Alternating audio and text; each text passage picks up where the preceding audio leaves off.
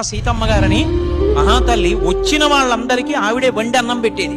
ఆఖరికి ఆవిడ పరిస్థితి ఎక్కడికి వెళ్ళిపోయిందంటే వచ్చిన వాళ్ళందరికీ అన్నం పెట్టి పెట్టి పెట్టి పెట్టి వాళ్ళకి అన్నం తినడానికి లేకుండా పోయింది. ఆ దంపతి భర్త గారు అన్నాడు, ఎందుకే ఇంకా అన్నదానం చేస్తావు, మనకి కూడా తినడానికి లేదే, వచ్చి తలుపు కొడితే సిగ్గేస్తోంది, పెట్టడమా మానవు, ఇంత అన్నం పప్పు అయినా పెడతావని. ఏమండి, నేను నిస్వార్థంగా పెట్టినప్పుడు, పెట్టినవాడు తింటున్నప్పుడు శ్రీ మహావిష్ణువే తింటున్నాడని నమ్మి పెట్టాను. ఎవరిని నమ్మి నేను పెట్టానో వాడు పెట్టే చేతిని ఎందుకు నరికేస్తాడండి, వాడే పెడతాడు, పెడతానని పెట్టింది.